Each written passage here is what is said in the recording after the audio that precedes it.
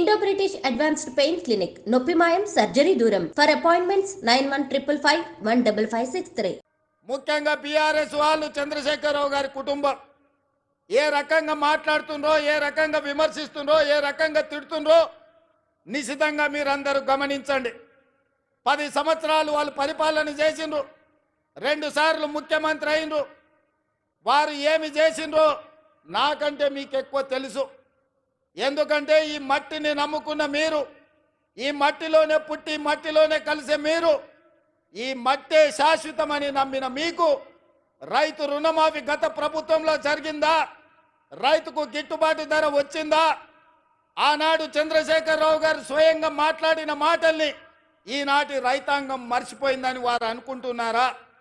ఆనాడు ఒరేస్తే ఉరేసుకున్నట్టే అన్నది ఈ పెద్ద మనిషి చంద్రశేఖరరావు గారు కాదా? ఇవాళ మరి నేను మిమ్మల్ని అడుగుతున్న, మీ ద్వారా ఈ తెలంగాణ రాష్ట్ర రైతాంగాన్ని నేను అడగదలుచుకున్నా.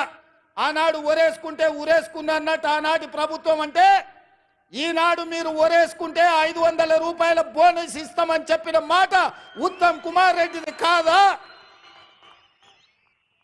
ఒరేస్తే ఉరేసుకోండి అని చెప్పిన ఆనాటి పెద్ద మనిషి, మీరు వరి వేసుకోండి, వేసుకున్న వరికి 500 రూపాయల బోనస్ ఇస్తాం, మీ ఖాతాలో 3 రోజుల్లోనే బోనస్ కనక వర్షం గలగల రాలుతుంటే బీఆర్ఎస్ వాళ్ళ గుండెల్లో పిడుగులు పడుతున్నట్టుగా ఉన్నది మిత్రులారా.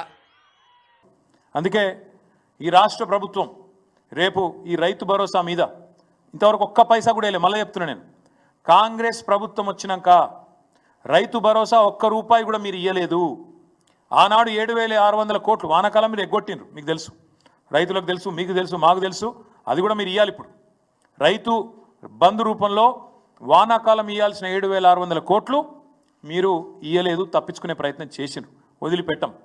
అట్లాగే గతంలో కేసీఆర్ ప్రభుత్వం ఏదైతే 7,600 కోట్లు రైతు బంధు ఇచ్చేందుకు పెట్టిపోయిందో అది మాత్రమే మీరు, అది కూడా 3 నెలల ఆలస్యంగా, అది కూడా 4-5 కిస్తులలో తిప్పించుకొని ఇచ్చిండ్రు తప్ప మీరు వచ్చినాక మీ ప్రభుత్వం మాత్రం రూపాయి ఇయ్యలేదు అనే మాట వాస్తవం. ఇవాళ నేను ఈ ప్రభుత్వాన్ని అడుగుతా ఉన్నా, ఎవరు ఇవ్వాలి ప్రమాణపత్రం? నిజానికి మీకేమైనా సిగ్గుందా అసలు? నీ ప్రభుత్వానికి ఎవరు ఇవ్వాలి అసలు? నువ్వు ఇవ్వాలి, నీ ప్రభుత్వం ఇవ్వాలి. ఊరూరా ప్రమాణపత్రము, డిక్లరేషన్ ఏమని ఇవ్వాలి? నువ్వు చెప్పు. నువ్వు అసలు నీ ప్రభుత్వం రుణమాఫీ చేసింది అని బయట డైలాగులు కొడుతున్నావు. పెట్టు ఊళ్ళల్లో లిస్టు, ఏ ఊళ్ళో ఏ రైతుకు ఎంత రుణమాఫీ అయిందో దమ్ముంటే పెట్టు లిస్టు.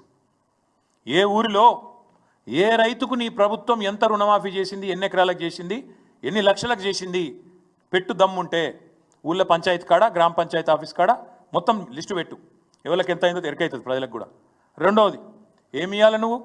డిక్లరేషన్ నువ్వు ఇవ్వాలి, నీ ప్రభుత్వం ఇవ్వాలి. ఏమి ఇవ్వాలి చెప్పాలి. నువ్వు ఈ ఊరిలో ఎంతమంది భూ యజమానులు ఉన్నారు, ఎంతమంది కౌలు రైతులు ఉన్నారు, రేపు నువ్వు భూ యజమానులకు రైతు భరోసా ఎట్లా ఇవ్వబోతున్నావు, ఎట్లా నువ్వు కౌలు రైతులకు ఇవ్వబోతున్నావు లిస్టు పెట్టు. డిక్లరేషన్ నువ్వు. మూడో డిక్లరేషన్ నువ్వే ఇవ్వాలి. ఏ ఊర్లో బోనస్ ఎంతమందికి ఇచ్చినావు పెట్టు. ఏ ఊర్లో కాంటా ఎంత పెట్టినావు, ఏ ఊర్లో ఎంత కొనుగోలు చేసినావు, ఎంత జోకినావు, ఎంత కొన్నావు, ఎంతకు నువ్వు పైసలు ముట్టినాయి పెట్టు లిస్టు. అట్లే ఇంకోటి పెట్టాలి లిస్ట్. నువ్వు ఏ ఊళ్ళో రైతు కూలీలు ఎంతమంది ఉన్నారు, ఎవరికి ఎంత బాకీ పడ్డావు ఒక గా లిస్టు పెట్టు. డిక్లరేషన్ ఇవ్వాల్సింది రైతులు కాదు, ప్రమాణపత్రం ఇవ్వాల్సింది రైతులు కాదు. ఇవాళ ఇమానం తప్పిన ప్రభుత్వం ఇవ్వాలి, నీతి తప్పిన బేయిమాన్ ప్రభుత్వం ఇది. మీరు ఇవ్వాలి ప్రమాణపత్రం రైతులకు. ఊరూరికి లిస్టు పెట్టు. పెద్దలు ఓ సామెత చెప్తారు, ఒక కుక్కను చంపే ముందుగా దానికి పిచ్చి కుక్క అని ముద్రేయాలి. అట్లయితే దాని సంపుడు అల్కగా అవుతుంది.